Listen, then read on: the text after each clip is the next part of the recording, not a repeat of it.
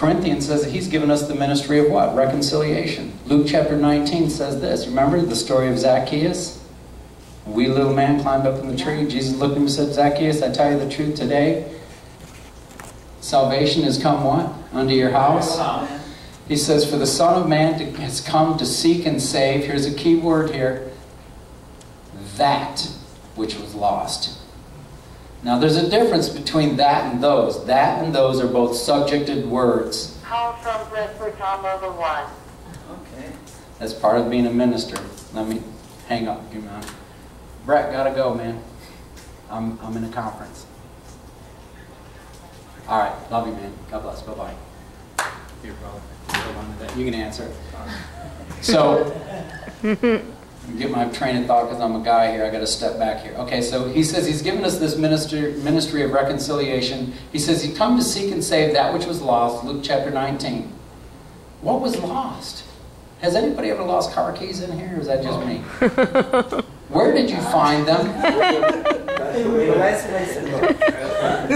Not necessarily the last place you look, but where? The last place you left them. They're right where you left them. Do you understand? Whatever you lost, you're going to find it right where you lost it. Jesus says, I've come to seek and save that which was lost. Now, I'm going to help you men here in a second. Hopefully a light bulb's going to turn on here.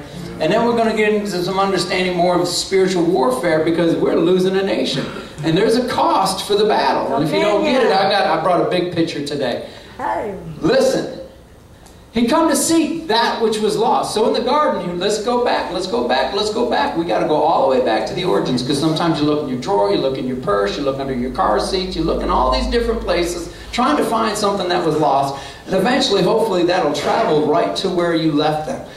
And in the garden, God gave specific commandment to who? Adam. Thank you. He said Adam. It was Adam's responsibility to teach his wife, do not eat of the tree, the fruit of good and knowledge of evil. And Eve ate, and what happened? Nothing. That's right. Nothing happened. Read it. Genesis. Nothing happened. Adam ate. She saw that it was good. She got deceived. First, he'll get you doubting, then disbelieving. That's what he did. First he got her doubting. Then surely you won't die. Has God really said that? First he said, has God really said? So she doubted. And then he said, surely you won't die. And then she disbelieved. And guess what? She ate. She thought it was pleasing, so she gave it to who? Adam. Adam ate, and it says, and then their eyes were open. Teach. Then their eyes were open. See, God told Adam to teach his wife. And Adam fell from his place, and he should have stuck that devil underneath his feet right then. And this is why why we struggle with relationships and women don't, because women never lost the relationship. The idea of relationship, men did lose the concept of relationship. Well, we got to teach. We need to grasp into some understanding. We got to have some basic truths. Men, we got to get this understanding. I want you to go to Numbers chapter 30 real quick.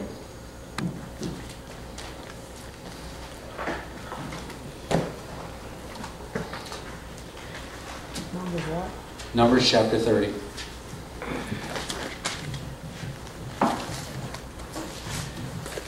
Do you know, men? You don't earn the position of headship in your family when you marry. It's titled to you. And you're going to be accountable for it.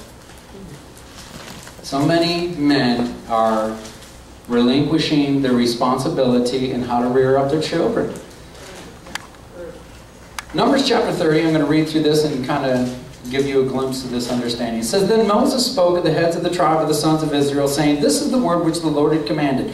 If a man makes a vow unto the Lord, or takes an oath to bind himself with a binding obligation, he shall not violate his word. He shall do according to all that proceeds out of his mouth. Also, if a woman makes a vow unto the Lord and binds herself by an obligation in her father's house in her youth, and her father hears her vows, listen, rend our hearts, God. We need our ears to be open to this. And I wish there had been more men here to listen. Amen. To hear her vows and her obligations by which she has bound herself, and her father says nothing, then all of her vows shall stand, and every obligation by which she has bound herself shall stand.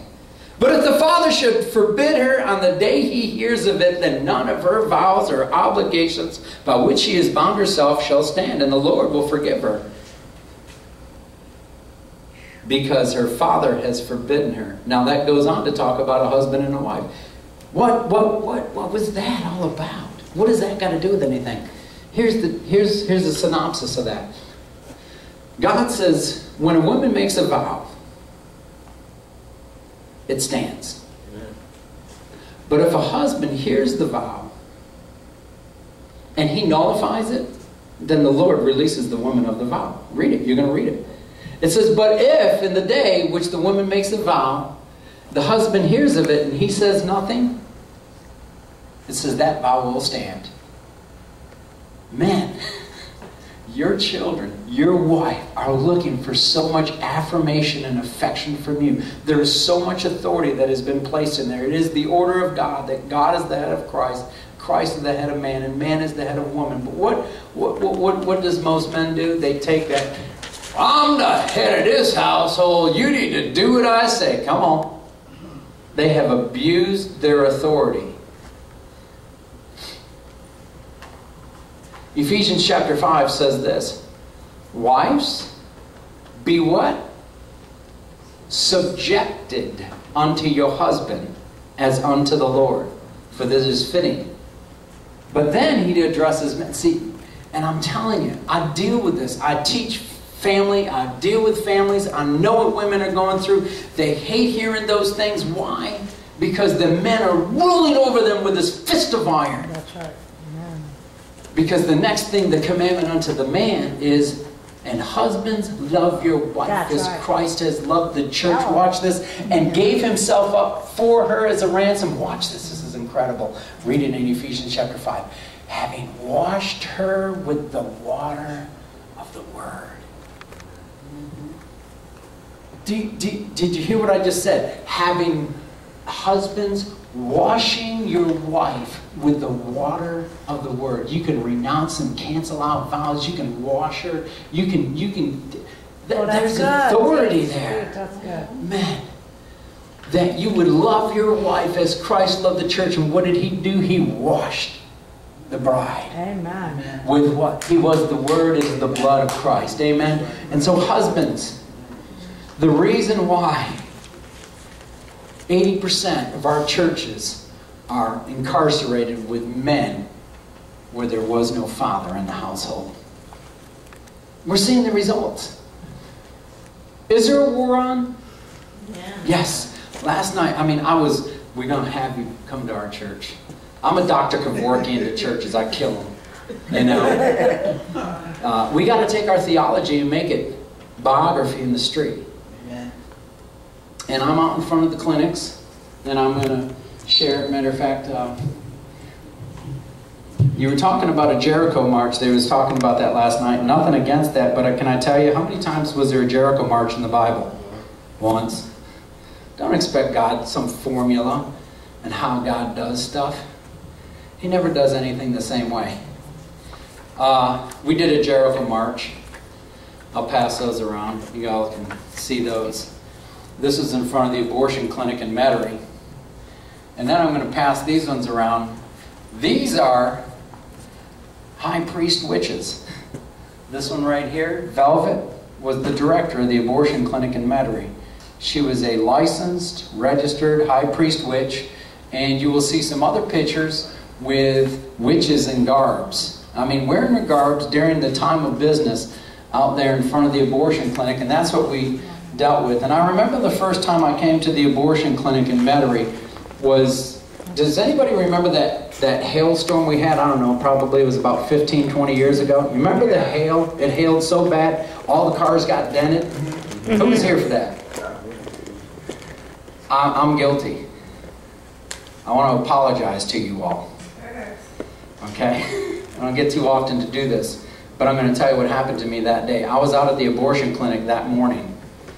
And I walked right up to the front door of that clinic in Metairie, where there was a high priest witch. And I didn't know. I just had my Bible in hand, and I was going to the gates of hell. And I walked up to that door, and she come out here, she goes, "You got business here?" I said, "Yeah, I got business. Not the kind of business you want, though, darling." Whoo! I didn't realize you're not supposed to be on their property. She started giving me my Miranda rights, and I hadn't even been arrested yet. And she threw me off the property, and I went over and I knelt down. And I tell you, this is my first experience out in front of the clinic. Within 5 minutes, I had one person tapping me on the shoulder. When I turned around, it was an ATF officer. And I'm like, this is not good. And then I looked over, and there's another unmarked car, and an FBI agent gets out of this car.